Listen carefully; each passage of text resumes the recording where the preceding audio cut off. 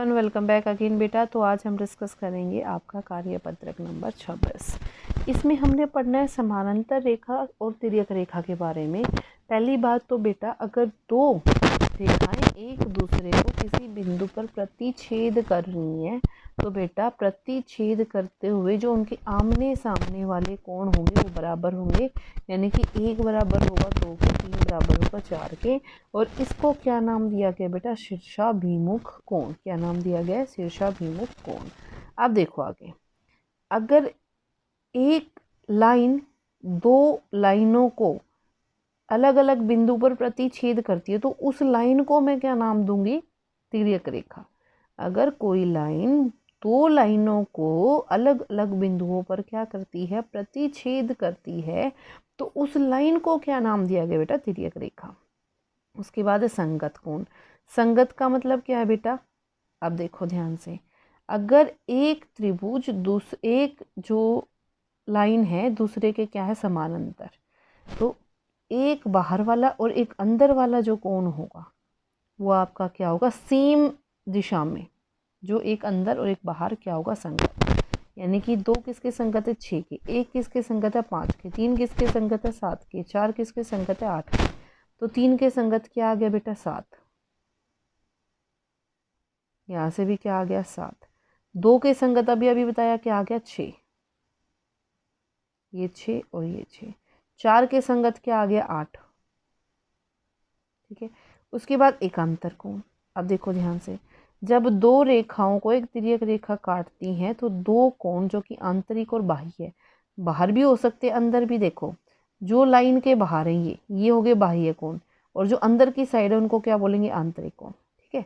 अब देखो, तो यहाँ से देखो, एक अंतः एकांतर कोण यहीं पे बता रही हूँ बेटा, देखो ध्यान से।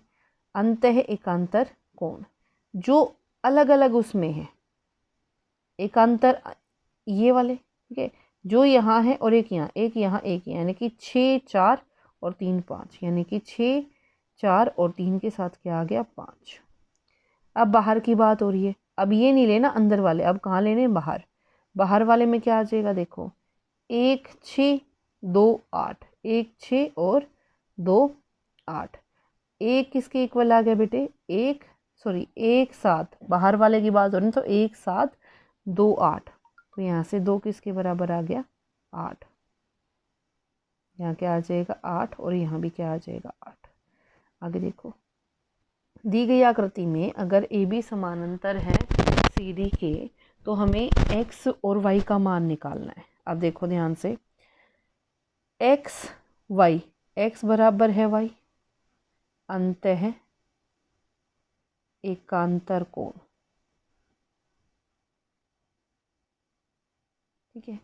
अब देखो x बराबर y बराबर है 130, रीज़न क्या है? y बराबर है 130, y इसके बराबर होगा, रीज़न क्या है? शीर्षाभिमुख कोण। क्या आ गया? शीर्षाभिमुख कोण। ठीक है। आगे देखो अगले क्वेश्चन में, अगले में भी हमें क्या है? x और y की वैल्यू निकालनी है। ध्यान से देखो, अगर इस बार मैं ये तिर्यक मानूं, ठीक है, तो क्या आ जाएगा? 50 जमा y बराबर है 127। इसको क्या लिखोगे? अंतः एकांतर कोण। ठीक है। तो y बराबर कितना आ जाएगा? 27 घटा 50, 7 में से 0 गया 7, 12 में से 5 7 गया 5, 77। अब देखो यहाँ पे, अगर मैं अब इसको ना लेके इसको ले लूँ तो x बराबर है 50, इसका भी आंसर क्या है? अंतः एकांतर कोण। क्लियर? तो ये थी आपकी worksheet number 26. I hope it is clear to everyone, and if you like it then please do like, subscribe, share. Thank you so much.